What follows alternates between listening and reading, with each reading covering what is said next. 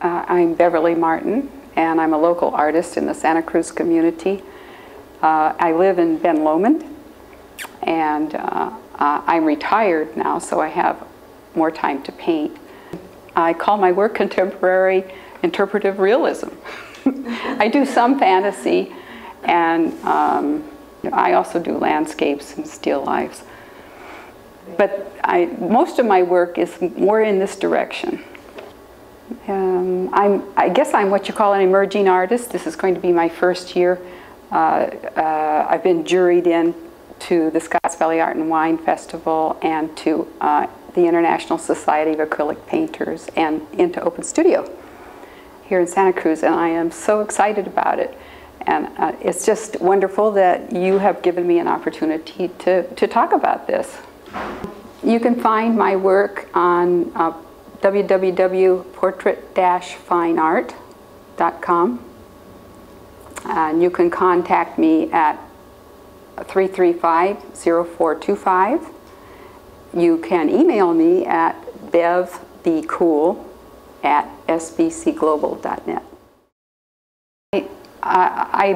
My mother is actually, this lady right here is the person that's got me started, I believe. And I have to tell you just a little bit of story about that. We were not very well off, and there were 6 children in the family, and we went back and forth between Illinois and California. We tried farming, and that was during the Depression, when they were trying to make the farm go by leasing a farm, and my mother called it the rock and stick farm. So then we came to California and hoping to find work in the aircraft industry, and my father did, and we settled in Venice. And we got into this big house. It was a wonderful big house, really close to the ocean. And 6 children were driving my mother a little bit nuts. So she handed me the color crayons and the pencils and the papers, and she said, "Keep them quiet over there, will you, honey?" So she got a little more peace and quiet, and I got some experience drawing, and I loved it. My brothers and sisters asked me for Wonder Woman, and my brothers liked airplanes, and so that's how I got started. And then we went from there to back to farming, and I got a chance to have a horse, and I loved the farm. I loved all the colors, and it was just a great opportunity for me to do that. And that's when I started painting. And then we came back out to California, and that's when I met my husband, and we married, and we had 2 children. When that part of your life starts off and you don't have time for things like art, and that's what happened to me. So when the children went to school, when they were old enough to go to school, then I took some classes, and a lot of art classes, and took a degree in art and education. And then my husband decided that we were going in 2 different directions, and he thought we ought to buy a business together.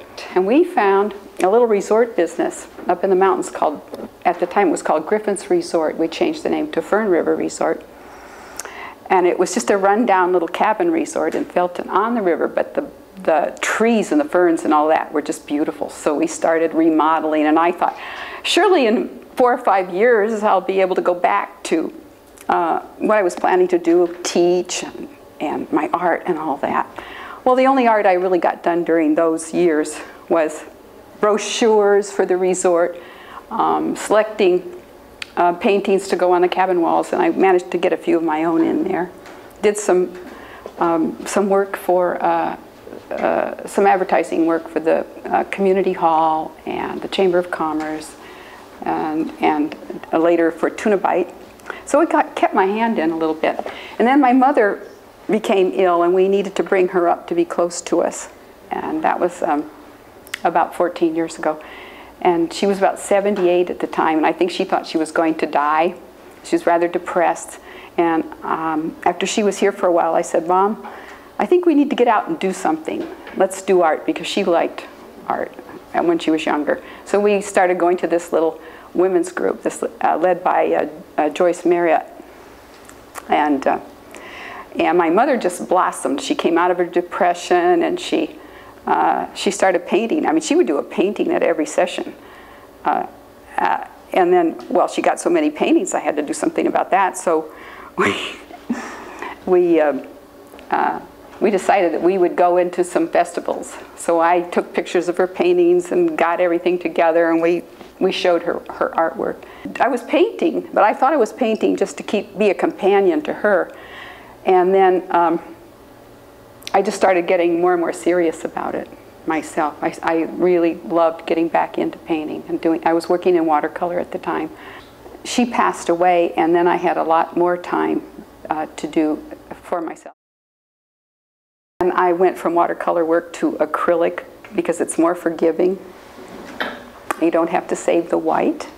And this is an example of one of the last paintings that I did in watercolor before I moved over into acrylics. And I was interested in doing a painting like this because my granddaughter, who was 18 at the time, came to me, and she showed me a postcard of, it was a very grim looking postcard in gray colors, but it showed a beautiful horse with a dolphin jumping through the neck of the horse, and she wanted me to paint that. So I took that idea of painting a horse and a dolphin, but I wanted it to say something to her. Something about there's a lot of joy in life, and that's what I wanted to communicate to her. So I painted, and you know, I imagine that this is all kind of a fantasy, and it shows her on the horse. She is a horseback rider, like I am, and we used to ride together before I decided I was getting a little bit too fragile. And her father is a fisherman and loves the sea, and so this puts all of that together. I'm the kind of person that needs to do more planning. I can't just paint it, so I have to do a drawing.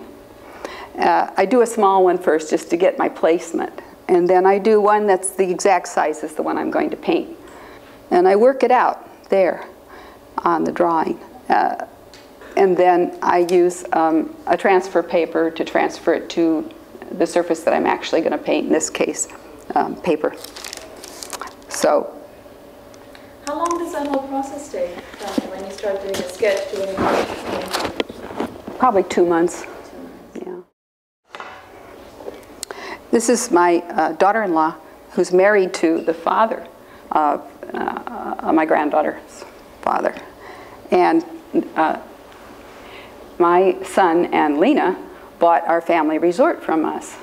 They came and worked with it for a while and on a lease and option to buy, and then they were able to put together enough money from their house, which they sold, and they bought the resort. And they're living there now at Fern River Resort, doing the resort. And she loves this bird, and I wanted to make points with her. And she's from the Philippines, but she's been here for many years now. It's like a Gauguin. Thank you. It speaks to me, the person speaks to me, and I want that painting to say something back to that person.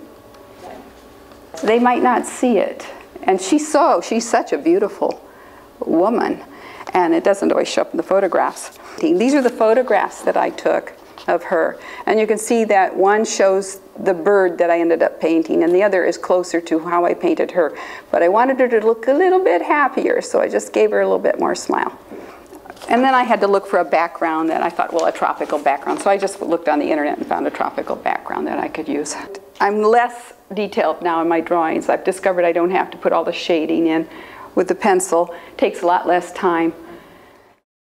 I think this is sort of related in a way to my granddaughter too, because there's just something about her that reminds me of my granddaughter, Nicole Martin. The way she loves animals, obviously. I found this picture on the stable bulletin board at the stable where my granddaughter and I used to ride horses together. And this is the picture that I saw up in the bulletin board. And it shows the little girl, and there's a note below. Her father is asking if anybody would like to take a goat. They need to find a home for their family goat, because the little girl is growing up and getting more interested in other things. So they need to find a good home for the goat. And so I contacted him, and he gave me permission to do the painting.